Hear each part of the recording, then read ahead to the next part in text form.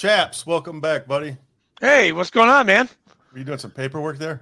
I was looking. Actually, it's from Veterans Treatment Court, and I don't know. I don't know. It was in my way. Right on. So, welcome back to another episode of the Scuttlebutt Podcast. We're here with Chief Sunny today.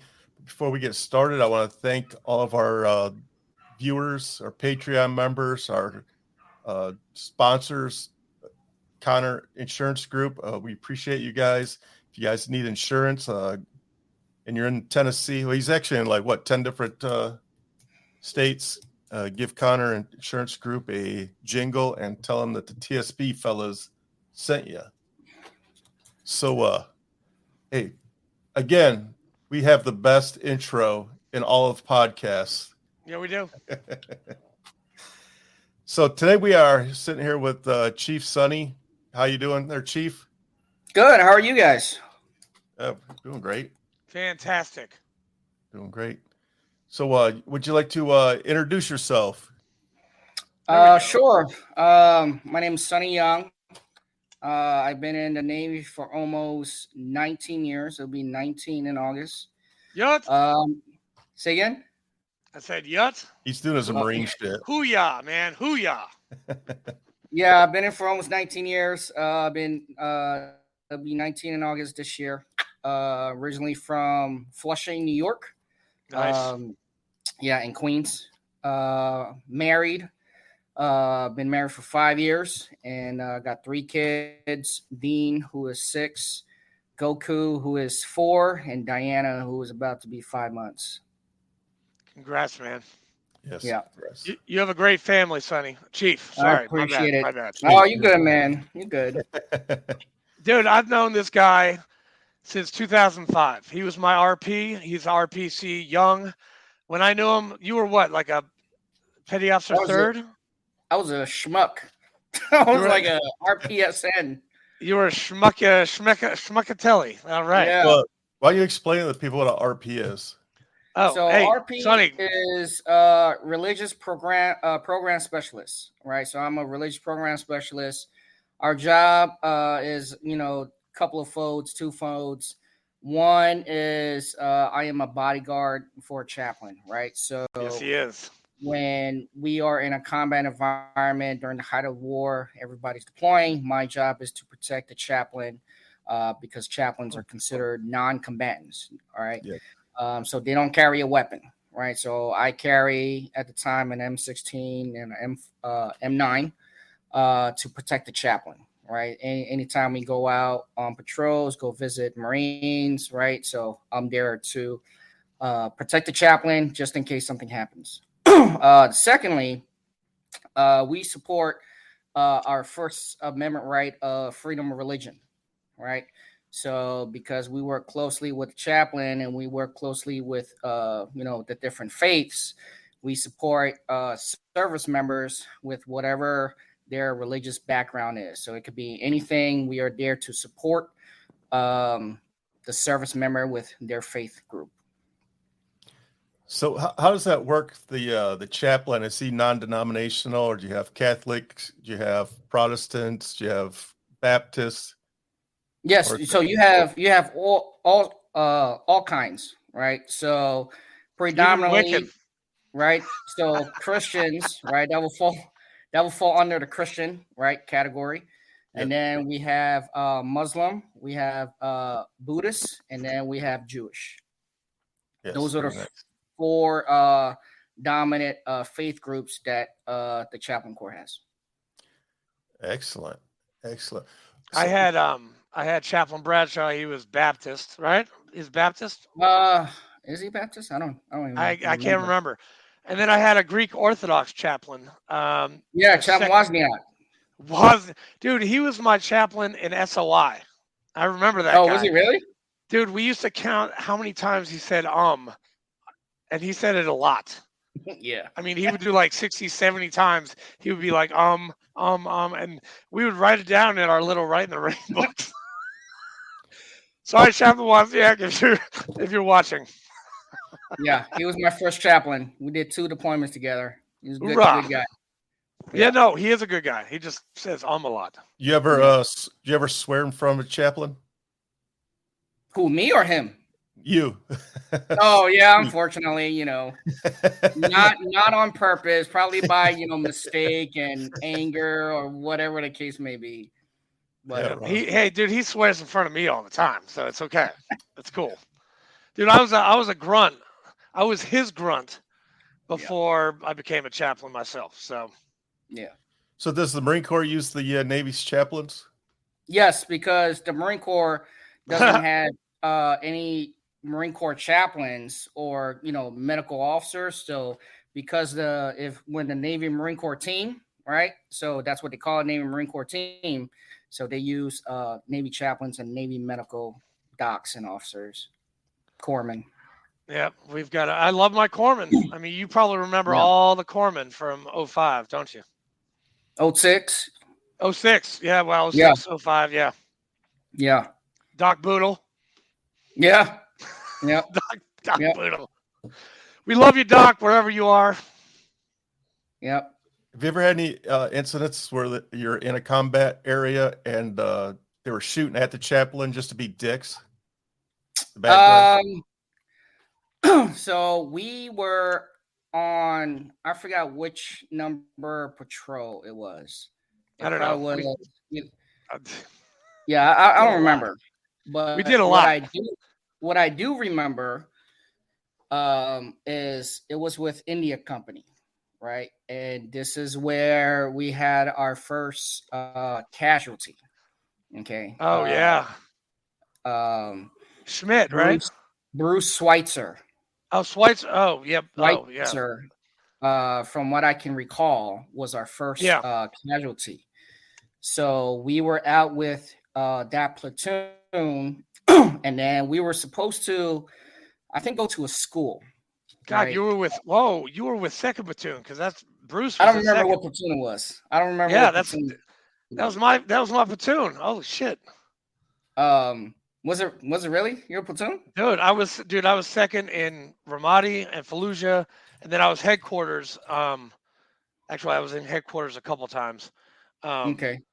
Because I got kicked out of 2nd, and then I got put back in because of Thornton, and yeah, it was a whole. You probably remember Lieutenant Thornton, don't you? Lieutenant Thornton from Texas, little short guy. I might have by face if I see him, I'll probably remember him. Yeah, no, but yeah, Bruce. Yeah, he was our first. He got hit like pretty bad, right? Yeah. Well, so we were about to go to school. This is from what I remember and what I recollect. We were on one side of the street. The school was on another side of the street, and it was Lance Corporal. It was Schweitzer. It was Naranjo. Do you remember him? Oh, Naranjo, yeah, dude. I went to SOI with him too. So it was Bruce, Schweitzer. It was Naranjo. It was Chaps, and then it was me on one side of the street. Oh my God. Bruce stayed on that side of the street. The three of us crossed the street, right? So then about a couple of minutes later, we hear a gunshot, right? And then rounds, 50 cal, just kept going off. Yeah. Then we went into this little shop. And then when we went into this little shop, we took cover.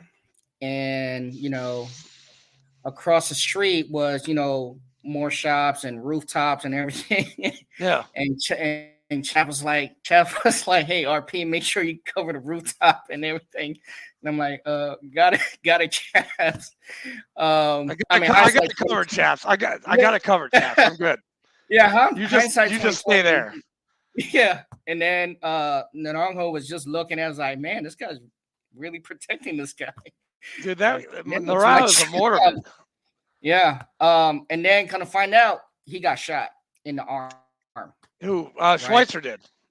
Schweitzer, yep. He got shot. Yeah. He lives in Hawaii now. Does he? Yeah, he's actually. I see his Facebook from time to time. I think he's a member of our. Well, you are a member of our VFW, and so is Bruce. and probably about 52 other 3-8 India guys are part of our VFW. Yeah, because of you. Because of me. Matt Sinclair, Chaplain Bradshaw is a member of our post. Yeah, but he got And shot. damn. And then from what I remember, going back to Camp Ramadi to Charlie Med, Yeah. he was in a 7-ton with Doc Boodle, and then he got out of the 7-ton. I think it was a 7-ton with Doc Boodle, and then he was bandaged up on his arm. Yeah. And then he was taken to Charlie Med. Yeah, I went to Charlie Med that summer too. Yeah. So that was our, I guess, first encounter of what combat or war now looks when you like. were with us in 05, you were attached. I wasn't with you guys in 05. That was you were with Kilo or Lima or something. No, I was with you guys in 06 in Ramadi, and then 22nd Mu. 05 Karma was Senior Chief Johnson. Chris Johnson. I think he's still in. Man, but yeah, that guy, that guy was scary, man. That guy was like, dude, he looks like a weightlifter or something. Oh, yeah, he's a big guy. I was scared out of my mind with that guy. That's when Chaplain Bradshaw was with you guys too. Yes. Yeah. So. And we loved having you. And the Mu, I talk about the Mu all the time because I'm a shellback, and so is Fleek, and you are too, Chief, right? Yep. Yeah, you get we all went through it. Did you got shellback the same time I did? Yep, because we're all on a Kearsarge. God bless the Kearsarge. Ooh, yeah. Yeah. The queer barge. Yeah. The queer barge. That's right. Yeah, that's good times. Yeah, good memories. Well, guess who is my guest speaker on Friday at my memorial service? Who's that? Colonel Matthew G. Sinclair. Oh, nice. He actually comes to the house at 2:00 on Friday, and he will be my guest speaker for our memorial service. We remember all the people that have passed away that prior year, and we also acknowledge all the people that have died in all the services as well. Okay. Wow, good for you guys. Yeah. And I got my new stole in the mail, so I'm very excited. I cannot wait to wear it. Good. Nice. And aren't you in divinity school, Chief? No, I am getting my master's in Homeland Security. Nice. Then why were you calling me about like the religious stuff? Weren't you like? I forgot what it was.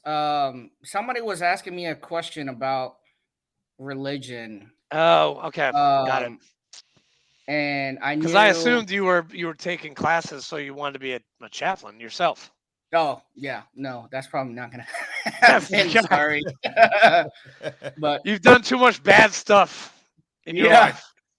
Yeah. But yeah, I got my. I'm going for my master's in Homeland Security. I have my bachelor's already in Homeland Security. So hopefully by this time next year, I have my master's in Homeland Security. Wow. What are you going to do with that?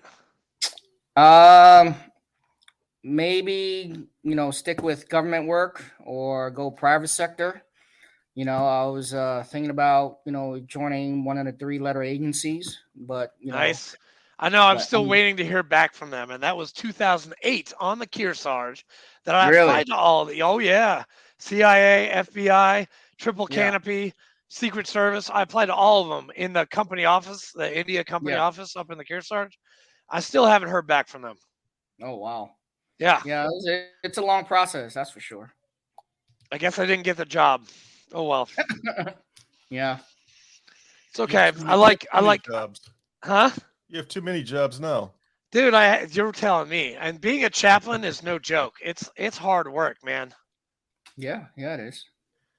And I'm just a VFW chaplain. Like, I'm not even talking about the chaplains like an active duty. Those guys have a tremendous job to do, and they do it very well.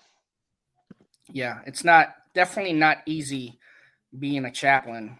Definitely not easy. the stories that you hear from service members, from the Marines, and we have 100% confidentiality. Yeah, of Right. course.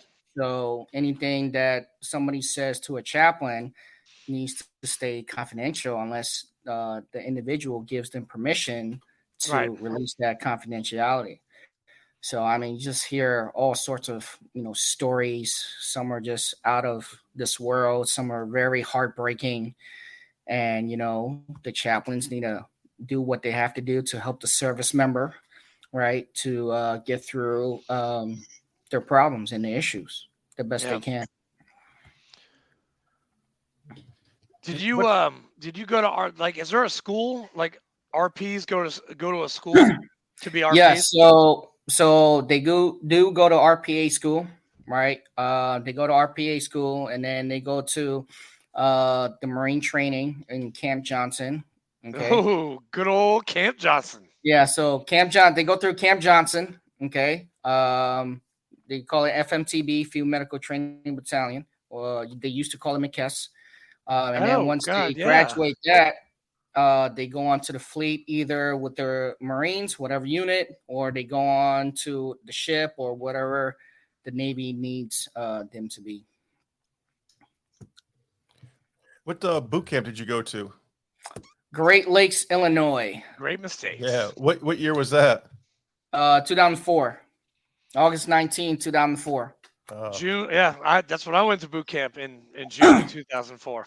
Yeah. So I was at Great Lakes 20 years prior to that. I know, because wow. we are boot camp. We're boot campers compared to you, Flake. Yeah. So the Navy only. What's that? Say what? The Navy only has one boot camp now, right? Back in the day, they had three. It used to be Orlando. They had three, yeah. Yep, and then Orlando was another one, and then Great Lakes, and they shut those two bases down, and now it's only Great Lakes. Do they still make the boots sing "Anchors Away" when they go through the tunnel? Yes, they do. Oh my God! Yeah. Yes, they do. Yes, they do. Yeah. Who was that? Was that your dog or my dog? My dogs. Okay. Barking. So. Anchors. Hey, do you have a little anchors away for you two Navy gentlemen? Oh my goodness, he does. Of course. God bless the Navy. That's why I love the Navy is awesome. You guys are awesome. My dad was Navy. I mean, you're Navy, Fleek. You're still in. You're getting out at 20, or are you going to stay in longer? Yes. Sunny. 22. So my contract takes me up to 22 years right now. It all depends on, what's going to happen in the future. If I get promoted, if I don't get promoted, if I do get promoted, if I'm going to stay in. So are you it in all the zone? depends. Are you in the zone for senior chief? Yes.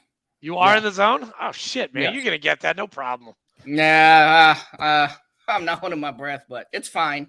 It's okay. As long as I'm doing what I'm doing, I enjoy what I do, helping out people the best I can, right, with their issues. Yeah.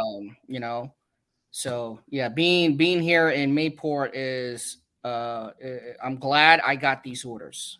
Being in the Navy for almost 19 years, I've never really been on the Navy side of the house, if you will. Right. When I was listening to the podcast from the Master Chief, he's been with the Marine side the entire time, right? Not really with the Navy. So for me, it was like my entire sea time is with the Marine Corps. Yeah. My shore time is, Naval Submarine School, Grand, Connecticut, working and helping out the sub-schoolers, and then RTC Great Lakes at the chapel there. So I go to work every day looking at ships. And not just any ships, it's, DDGs, right? The destroyers. Nice. It's like the first line, it's like, hey, these are the ships, the warships that go out to sea. That's cool. And it's just amazing to see, these sailors. This is what the Navy is about. So, a couple of months ago was my first time being on on a DDG just visiting, and I'm just amazed and shocked about what these young sailors, 20 to 25-year-old sailors, what their job is, right? Because I don't know what they do. I've never been on a destroyer before. So for them to explain to me what their job is, what it entitles, right? What it entails, it is just incredible what these people know at such a young age. It's insane. It's crazy, right? Damn. Yeah. Yeah, ship life is it's not for everybody. No, definitely, definitely not. Yeah.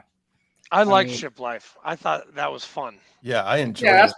that's because we didn't do anything. We didn't do general shit. quarters. We go to our racks. That's Right. right. And did you know, Don't say Chief it. Young? I will say it. Don't say it. Chief, did you know that I used to throw chem lights on the side of the ship? Oh, you probably did. I don't doubt it. Every time the Marines were tired, Yeah. they'd be like, Andrew, go throw some chem lights. I'm like, okay. And you know what that means? General quarters. That means we had to go to work. That's right. Yeah. And us Marines and people attached to us that were Navy, we got to sleep. Yeah. I'm surprised I didn't get captain's mast for that. I should have. Yeah. Well, if I ever talk to your superiors, I'm going to. Dude, if you talk to that MEU commander, hey, Sonny, do you remember the MEU commander? No, I don't. Dude, that guy had a haircut like Guile from Street Fighter. I mean, he was a scary, scary son of a bitch. Really? You remember him? I do. I remember seeing him. Him and Sinclair were talking all the time. And I'm like, that guy looks like the guy from Street Fighter. I don't want to go in front of him. I mean, I already got NJP'd one time. I didn't need another NJP under my belt. Well, what's another one gonna do? Yeah. Dude, I was supposed to be sergeant when I got out, and I couldn't even make it because I got that NJP in Iraq in 2005. Yeah, it's all right. You're still here with us. For getting drunk in Iraq at Camp Fallujah. That's frowned upon. Yeah. Frowned it's not upon. General Order 1 Alpha. That's what that was my punishment. And Neary, I had to stand before him. What happened to your piano? Oh, I took it off. I'm sorry. I think the backgrounds are causing my shit to be slow. Oh, you know what? You're right. Because there was a lag there in the beginning. Yeah, and now I took it off, and now doing these episodes, now I have to actually paint this room. Yeah, because I look like Chief Young's room right now. Yeah, this is my background wall. Yeah, I know. I need like a good 3/8 wood card flag up here and a shadow box or something. Oh, I have one. You want to see it? Yeah, dude. Yeah. Break that bad boy out. Yeah, I got well, it's up on my wall. My wife gave Wait, aren't you supposed to get a shadow box like after you get out? Well, it's not a shadow box. Here, let me show you It's a work in progress. Let me show you my wall. Or my military wall here. Oh God, this is gonna make me puke. This is gonna make me sick. No, it's so much better than mine. All right, ladies and gentlemen, this is what a Chief's wall looks like. Stand by. Right, so we'll start. Stand by. We'll start on this side, right? This is damn. The 17-year-old. All right, the 17-year-old who had like no idea. Hey, I'm gonna join the military because I didn't want to go to college and I wanted to travel the world. Where did I travel to? I traveled to Iraq and I'm in college. Right? I remember that kid. All right, this is the boot camp photo. What class does that say? 385. What class were you? Like 042. Division 385. Fleek, man, that was way before anybody's time. Ooh, what's this? This is our, at the time, McKess, right? Field Medical Service School, where RPs and corpsmen, they go to training together. Okay. To go with the Marines. At Camp Johnson. Camp Johnson. I'm right there. You guys probably can't see it. No. Yeah. Where's Camp Johnson at? It's right next to Camp Lejeune. It's right in North Carolina. Oh yeah. I knew it sounded familiar. It's what's this? This is my memorial wall. I have another one. Is that all the guys that we lost? Yeah. So Shit. it says my name is Lucas Adam Young. That's my dog. That's who I named Lucas after. My dad named me after his friend, Lance Corporal Kevin A. Lucas. They served together in Ramadi, Iraq in 2006. Let's remember Went to SOI with Lucas. Those who made the ultimate sacrifice so we can live free. And these are all our guys who we lost. Yeah, we lost 26 those 2 years. That's awesome. You have that on your wall. Yeah, 17 right here. Yeah, that's 17. Okay, that was from Ramadi. That's what it's all about, right there, ladies and gentlemen.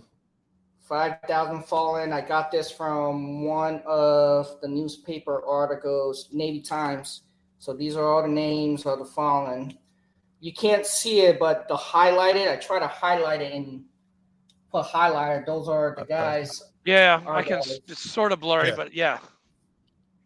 Yeah. And then this is what my wife gave me, I think, for my birthday. 3-8. That's right, baby. Yeah. They're no more, though. You got to take that down. They don't exist anymore. Oh, no. They'll come back when we start war again. And then here's my last one. So one thing I regret is not saving all these memorial bulletins, right? You know, as chaplains, as RPs, you know, we do all the memorial services, right? And we do these bulletins. So I have some bulletins, but I don't have all the bulletins. I wish I would have kept it. Hey, is that on the second row? Is that Schmidt? Who is that? No, this one or this? Yeah, this the guy in the blues. No, that's Glenn. Oh, that's Glenn. Oh, shit. Okay. Yeah. Yeah. So. Damn. And then here, and some of our guys. Yeah. Wow. And you post the same time I post when their anniversary of their death. Yeah, I try to whenever on Facebook. I mean, I don't really go on Facebook a lot, but you know, when their anniversary comes, especially for our guys, I try to repost, you know, just for, you know, memorial remembrance. And one of the things that I've started doing is every I don't know if you know this, Andrew, but every Memorial Weekend, I go to Arlington National Cemetery with my family to visit our guys. I do remember. I haven't been since God 2014. I think was the last time I went to Arlington. I need to go back. Yeah, I think I started in either 2008, 2009. I don't remember which year. One of the years I went to visit Ramon because he's from New York and I was from New York. So I went to the cemetery there in New York. I think it was in Long Island. And then because we live in the same neighborhood, he was from Flushing, Queens. He went to John Bowden High School. There was a street named after him. Which there is? You know, there's a street named after him because he was local. I forgot which block it was on. Wow, I didn't know he had a street named after him. Yeah, he did. So, and then the following year, I went to Arlington. And I think that was 2009. And then ever since 2009, I went to Arlington National Cemetery. There was only 2 years I did not go, and that was 2013 because I was deployed. I was in Afghanistan, and then 2020 because of COVID. Okay. So. You went to Afghanistan? Yeah, 2013. Wow. Were you with 3-8? I was with 2nd Marine Headquarters Group Forward. Okay. Yep. So have you always? So I think you already answered this, but have you always been with the Marines, or do you bounce back and forth, Navy, Marine? Yes, you can say Navy, Marine, but Sea Tour wise, I've been with the Marines. Right, shore tour. I guess you can say Navy. I gotcha. Yeah. So when you were in Afghanistan and Iraq, what did you do to deal with the stress of being in a combat zone? Yeah, that's a good question. Thank you, sir. So when I was in Afghanistan in 2013, it was a different time. 2013 Afghanistan, you can say that it was drawing down, right? Yeah. When I went there, some of the bases were getting demolished. We're getting ready to, and the mission for me and the unit I was in was vastly different, right? In 2006, well, how do I deal with the stress in 2006? That's a good question. I could thank God for saving my life. I could tell you that much, Me Yeah. too. right? Because if you ask a 19-year-old, hey, how did you deal with this, or anybody, regardless of age, I guess when you are a younger individual, it might be harder to process, or maybe easier to process because our brains are not developed yet Yeah. until we're 25, 26 years old. So, when I came back, or even during that time, it was like numbness, or, what did I sign up for? Or why were we here? Regardless of what the reason is, we still had to deal with what we had to deal with, right? Well, I had to protect my chaplain. I had to protect my brother in arms, regardless who it is. But to deal with the stress, everybody deals with stress differently. I dealt with it by finding a church home, which I did. I mean, it didn't solve all my problems. It brought healing and comfort. But we are all still scarred, right? We are never healed. We can only mitigate what we can to try to move on and live life, right? So I'm very thankful. When I got to Grind, Connecticut, I was very thankful for my chaplain at the time, Captain retired now, Jane Vieira. She was my chaplain. She was awesome. And then, especially my church family, right? Lighthouse Community Baptist Church, right? In Connecticut. I was able to connect to those resources out in town to try to, help and cope and stuff like that. And then, it kind of helped, but sometimes you have to deal with these stresses yourself, in my opinion. Yep. Right? Yes, you do. You can have all these resources out there, but if these resources are not there, how are you going to be able to move on with life? Are you Right. going to be able to move on with life? If the Yes. answer is no, then you need to reevaluate, in my opinion, how you think, how you view life. Yep. Because life is hard. Life is hard enough for all of us, right? It is. Regardless if you're a war veteran, you're a veteran, or you're just a regular civilian out in the civilian world, life is hard, right? You got kids, work, family. If you don't have these resources, can you still move on with life? And the answer is, in my opinion, you can. You just got to learn how to mentally, right, prepare your mind for these stresses. Yes, Yep. exactly. That's why I think it's a big deal for these young kids that are getting out of the military to join the VFW or the American Legion. I feel like DAV. the AV, whatever group you feel comfortable with, get in there and get back in your tribe. It helps immensely. But with that, I want to segue into this question. What do you think is the most important thing that civilians should know about veterans and their experiences? Oh man, that's a tough one because there is such a disconnect between civilians and the military, right? Yep. There's no draft, right? We are after the Vietnam War, the draft was over, so we are all voluntary service. And after Vietnam, it was Desert Storm, right? And Desert Storm lasted only a certain period of time, and then 9/11 happened, and then the war in 98 hours. Yeah. Gunny Lambert, if you remember him, Gunny Lambert was in Desert Storm. Oh, good gosh. He's old. Dude, he brought his own personal weapon onto ship, like in his sea bag. His own weapon onto a ship.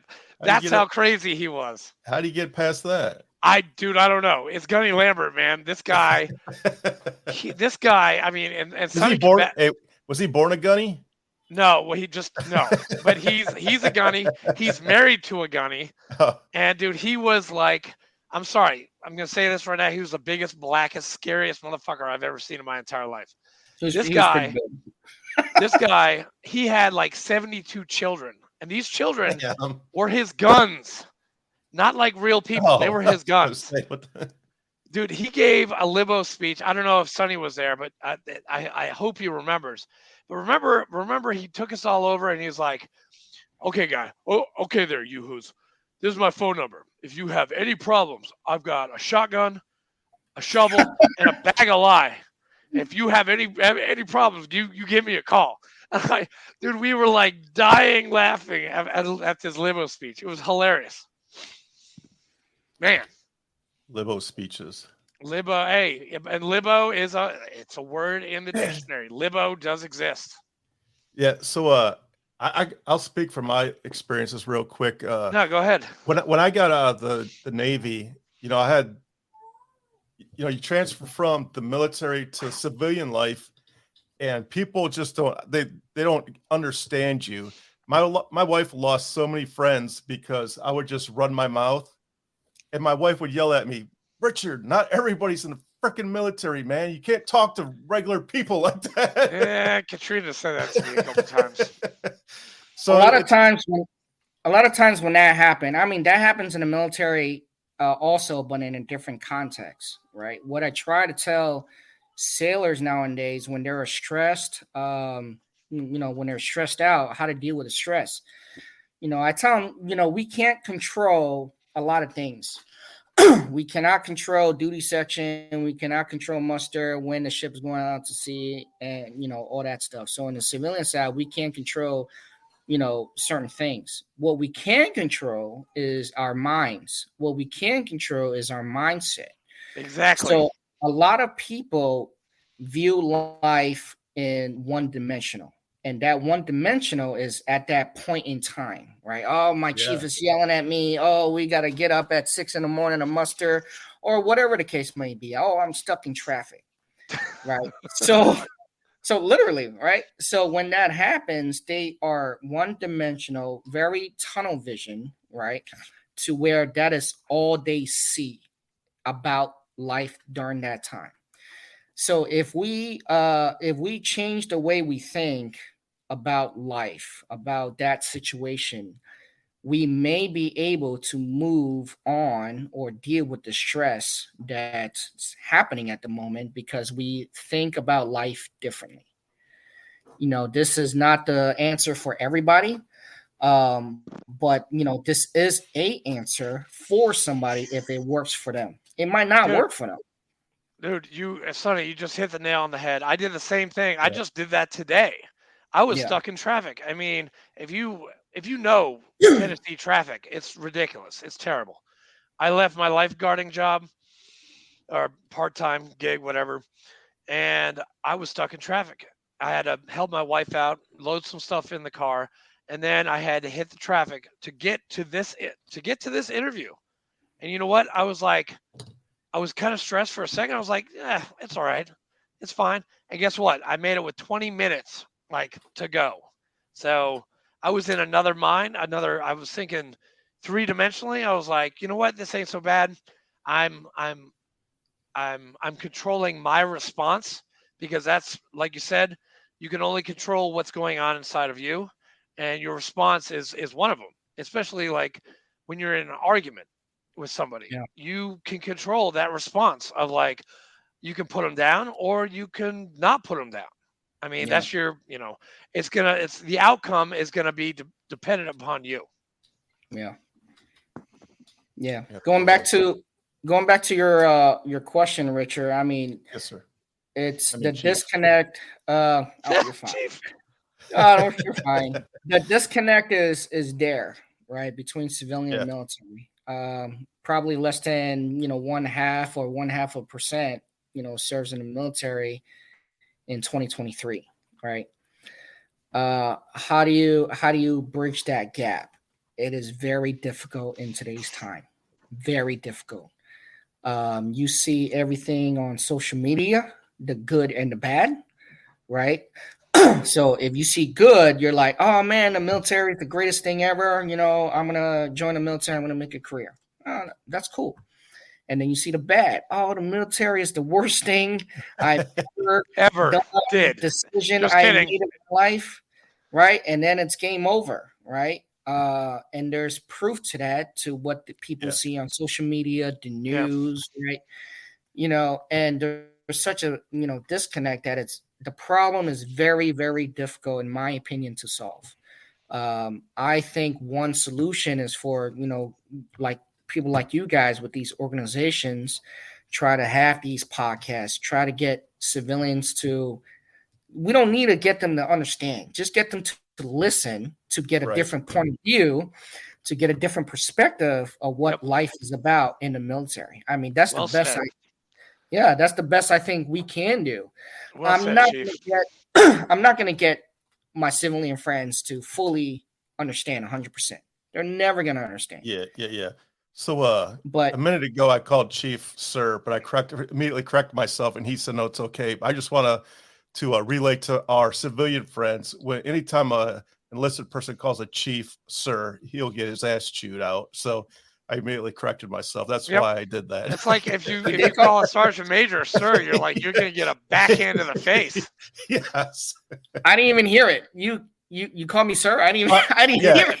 Yeah, I said Sir, and I said, "Oh, I'm sorry." Chief. I didn't even notice. Hey, but Sonny, I think you would. I mean, you would have made a good officer if you went that route. I think you would have made a good officer. I appreciate it. But there are times where I think about where life could have been for me. And I'm pretty sure a lot of people, think about that too. Man, what, for me, what would have happened if I didn't get these orders, right, to Mayport, Florida? What happened if I didn't get orders to Great Lakes, right? Well, I'll tell you what, I wouldn't have met my wife, right? What would have happened if I chose not to go back with the Marines and then go to Afghanistan? What would have happened if I didn't go to Grand Connecticut? I wouldn't have met my pastor in the church. What would have happened if I didn't go to Iraq? What would have happened if I did not join the military? All these things, right? It is not bad to think about, right? It's not, right? It's curiosity, right? Human beings are all curious. Yep. What is bad is for us to dwell on certain things and have regrets. Bam, man! You just hit all of the markers today, man. Like, you are good. Yes. What is bad is we dwell on the past, we regret about the past, and we cannot move on to live in the future. And a lot of people just don't know how to comprehend how to think like that. And for me, luckily, I have God in my life, I have a family, and I do think like that. And I'm grateful that I have this kind of mentality to where I can work through some of these things. It's not perfect. I'm not perfect. I go through stresses. I got 3 little kids who drive my wife nuts and then drive me nuts, right? Yeah. We're all human beings. Hey, they drove me nuts when I stayed at your house, okay? Yeah. So but they're cute as hell. They just you can borrow them anytime you want, bro. Well, hey, I am CPR and AED trained for little kids. So if you guys need a break, I will come down there and I will babysit for like 2 weeks. I don't even care. All right, deal. I don't know if that's a good idea. Deal. Hey, listen, 2 weeks in Florida with his children. That's true. My wife would love you. Dude, you guys need a vacation anyway. And Sonny, we did something last weekend, and we're going to talk more about this whole vacation thing for you and your wife. So don't worry. I can't say it on the air because there's some people that I don't want to know what I'm talking about. But yeah, we'll talk. We'll talk on the phone next week. Sure. Yeah. So you say you've only been married for 5 years. Have you been deployed since you've been married? Fortunately, I have not been deployed. Fortunately, unfortunately, I have not been deployed. Right? Because I cannot say that I have the experience of what it's like to be away from family for such a long time. So I can't really speak to that from personal experience. Right. What I can do is speak to other people's experience and what people have come to our office and expressed for those who's, been married. Right. For instance, back in 2006, we lost Staff Sergeant McIntosh. Yep. Right. I was just about to ask you about Staff Sergeant Mac. Wow. Yeah. So you read my mind. Staff Sergeant McIntosh, he was married. He got kids. He was the oldest Marine and most senior Marine who was killed in our battalion. I think he was 29 years old. Yep. Right. Damn. So well, to us, no. When you're 25, you're like ancient, 30, right? That's true. And I was 26 when I joined. Oh yeah, I was an ancient old man. Yeah, he's ancient. But what did they call you in boot camp? The oldest, dumbest, smart kid that they had ever seen in their entire life. But that's funny. Yeah, I mean, I can't speak on my personal experience, but I can speak on what it's like, for other people, what they deal with, what it's like to be away from family, from their perspective, right? To have your kids being away, for weeks or months, years at a time, and God forbid they're no longer with us. Right. I can't speak from my experience, but I could speak on that and their experience on what it's like. So I've been unfortunate and fortunate enough to experience and not experience that. Yeah. When I was in the Navy, I was on an aircraft carrier. I made it a point to not be in a serious relationship only because I knew that I'd be gone most of the time. And it's not fair for you or for significant other. Yeah, I mean, it can work both ways, right? One point of view that is going to be stressful for both parties. The other point of view is whether or not, hey, the love and the work in a relationship, if it works out, it might work. Yeah, I'm not saying it can't work. I'm just saying I knew it wasn't for me. Sure. Yeah. I just know me. Plus I knew I was going to the Philippines, and that wouldn't have been fair. Yeah, it's definitely military is definitely not for everybody. Dual military, being married to another service member is definitely not for everybody. Right. But it's life. It's part of the life that we chose. Yes. Yeah. It's a good life, but it's a hard life. It is a hard life. The funny thing I find about being a veteran, being prior military, then when I was in the military, man, it's like kind of sucks, man. I just want to go home. And then when you get home, you're like, fuck, this sucks too, man. I just want to go back. It's like, it's a catch-22. Damned if you do, damned if you don't. Exactly.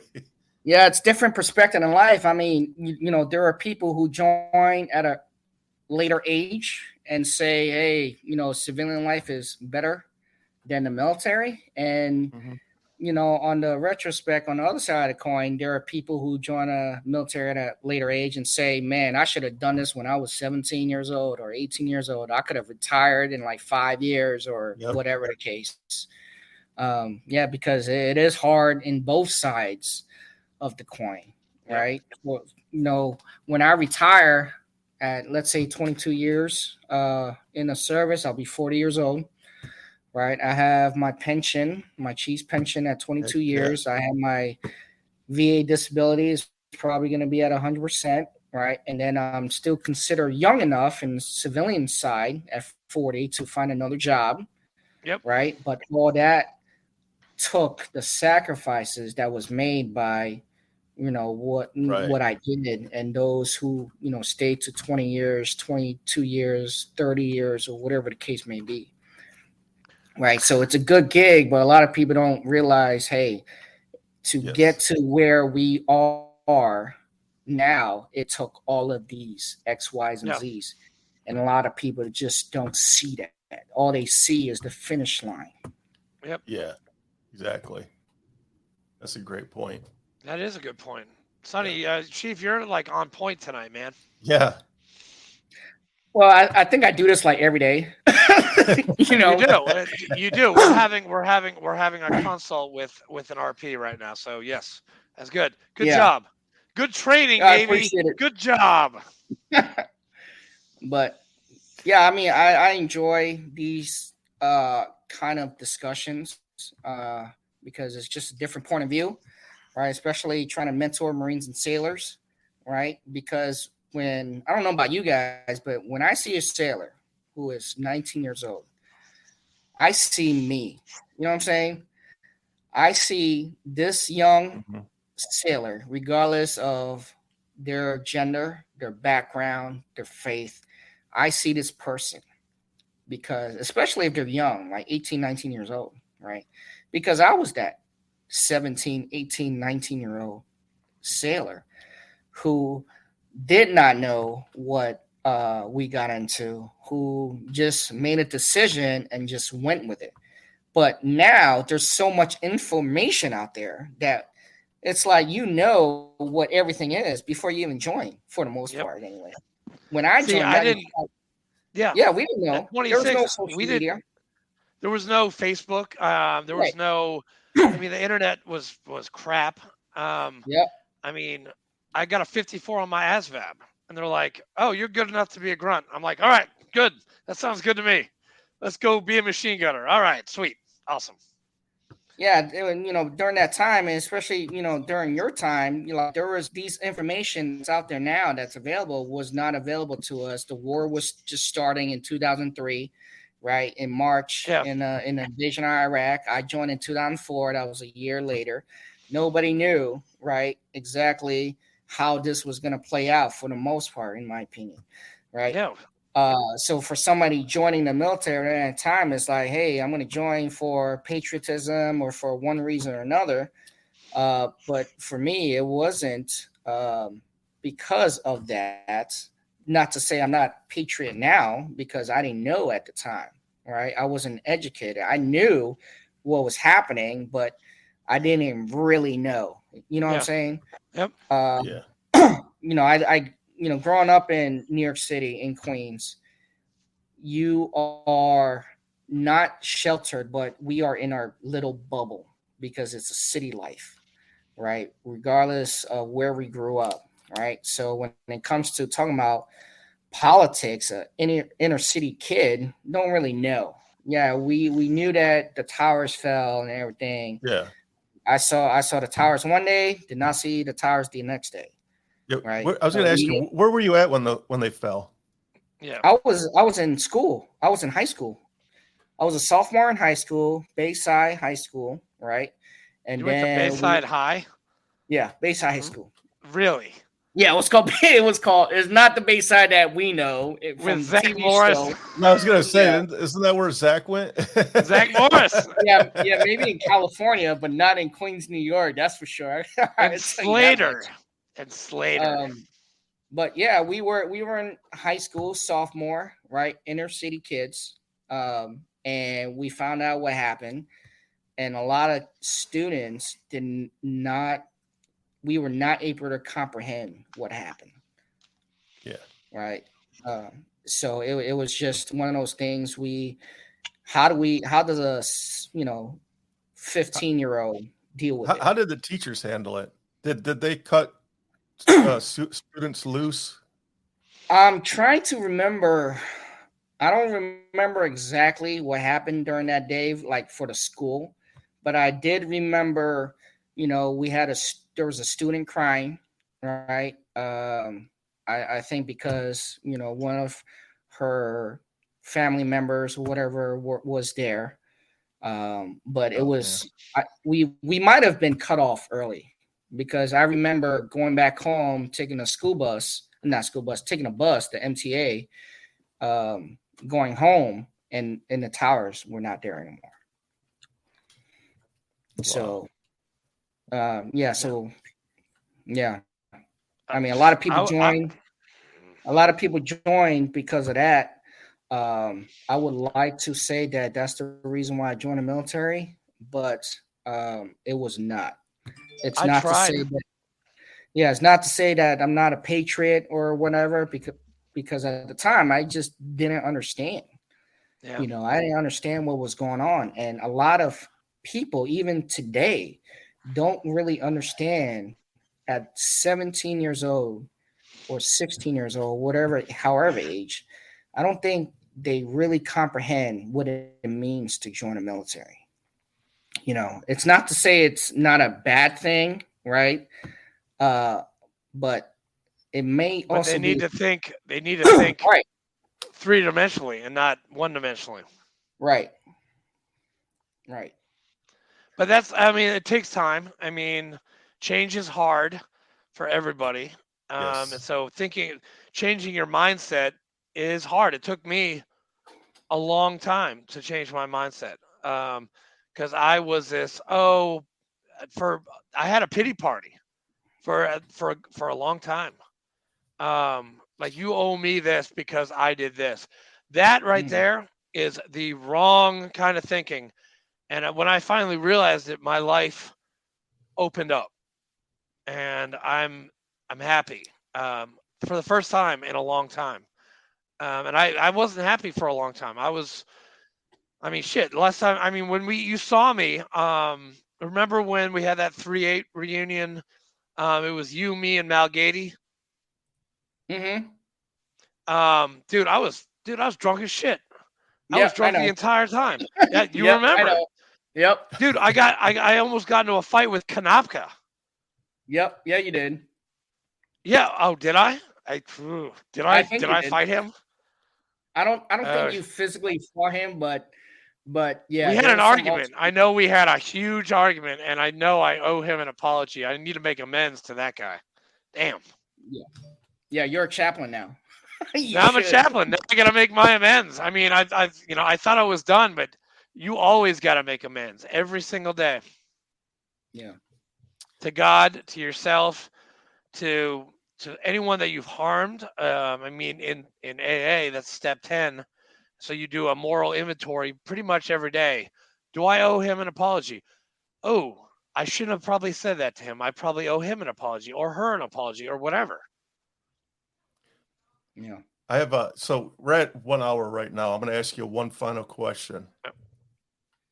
Sure. What advice would you give to someone considering joining the military today based on what you experienced?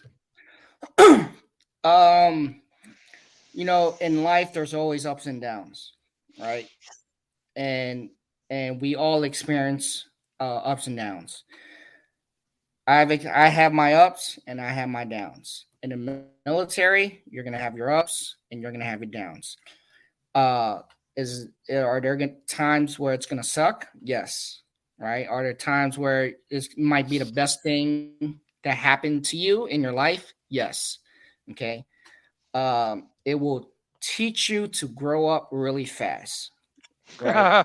Yep. So my advice is it is not just a job, it's a lifestyle.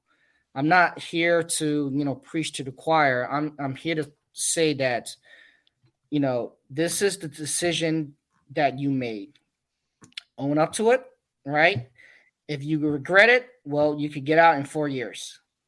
Right? It's not like you can quit a job. This is not one of those type of deals because this is the military. Don't forget Yeah. what the military is about, right? I can preach about all the benefits and stuff, but sometimes in many societies, for the last 5 years or whatever, um, we don't think about what the military is about. The military is a war fighting organization. All right. War fighting. We are trained to go to war, right? Hoorah. Regardless of what your job is, right? You Yep. could be, whatever yeoman, CS, FT, FC, whatever job it is, we are still a war fighting organization to where if you go out to sea, right, and your ship gets hit by Yeah. something, it is game on, right? So have that in the back of your mind to remember Right. that you are in the military and you're a warfighting organization. Yeah, that's a great point because when the USS Cole got hit, I believe a Yep. couple yeomen's died in that explosion. Right, Yeah. exactly. Yeah, they're in Yemen doing refueling, right? And then Yeah. a ship pulled up. Yeah, a Yep. small boat pulled up, and then was a suicide IED, right? And then Yep. exploded. Yep, Right, blew a that hole in can the side of her. happen. Yeah, that can happen any time, any day, right? Unfortunately, we have ships, colliding out to sea. US's Fitzgerald and McCain, right? Collision. We have the Bonhar Rashad, fired. These are unfortunate events. But we are the military, right? And we need to be prepared to go out to sea, go to war when the time comes, right? It's not a matter of if we go to war, it's a matter of when, and you have to be prepared to go to war. So, All right. Well, I said that was going to be my last question, but I got one more. Okay. Being a sure, chief, yeah. Being a chief, you got your khakis on. Have you ever had to look at one of your young sailors and say, meet me in the forecastle or the closet ASAP?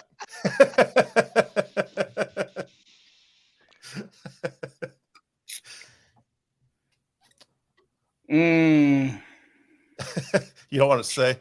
We can skip that. You're still Oh active yeah, duty. you don't have to answer that question. I mean, then you'll be admitting that you actually had an extra period of instruction Don't answer that. for your sailors. So don't answer that question. So there's a different type of leadership to be displayed. Good. Very nice. Good answer. Yeah. Yeah. Well, Sunny, dude, you've been a blast, man. Thank you so much. Thank you for doing this on short notice. Yes. Yeah, thanks we for love having me. talking to you. I will see you in March at Paris Island. Yeah. Wear your uniform because I want to see all your little shiny medals and stuff. Like you have, Those are expensive. you have a I'm gonna lot have to more get than I new do. ones. We want to thank you for your service and all your sacrifices that you have given to this great country. We really appreciate it. And we just want to let you know that there's people out there that actually appreciate what you do. We do. And we love you, man. Yes. RVFW, we love you. Fleet loves you. I love you. 3-8. Yes. There's 127 guys that love the shit out of you. I'll tell you this, when I talk to people, right, and people talk about how much things suck or America suck and stuff like that, I'll leave your viewers with this, right?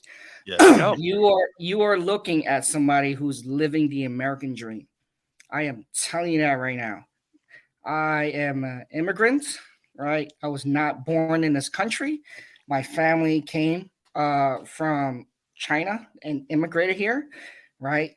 Worked their butts off, right? And to make a life for, the family and for me. I decided to join the military and I am living the American dream. Dude, there is nothing better than what I am doing right now. And it's just not it's not to it's not an ego type of thing. It's not to praise me, but the opportunity, right, is there, right? It's whether or not we want to go and achieve what we want to achieve. We cannot make excuses for why we are failing, right? We cannot make excuses for why we are not, successful, right? If you put into work, you have the right mind, you will succeed in life. And I am, for the most part, living proof because I really truly believe I am living an American dream. Heck yeah. Amen, brother. I love immigrants in this country. Just come in the right way, man. That's all we ask. We'll talk about that when I retire. Nope. And I'm gonna hit the button on that one. Hey, I was gonna make a stupid joke about balloons, but I'll let that one go. No. Too early. Way too early. All right, Sonny. I'm gonna ask you to stick around for a second so your video uploads. So we're going to end the recording now. Again, thank you for your service. God bless you and your family. You guys are doing a great job. God bless the Navy and the Marine Corps. God bless the Navy. Hoorah. And Hoo-yah. Air Hoo-yah. Force and Army while we're at it. The Fourth Army. Air Force and the Army.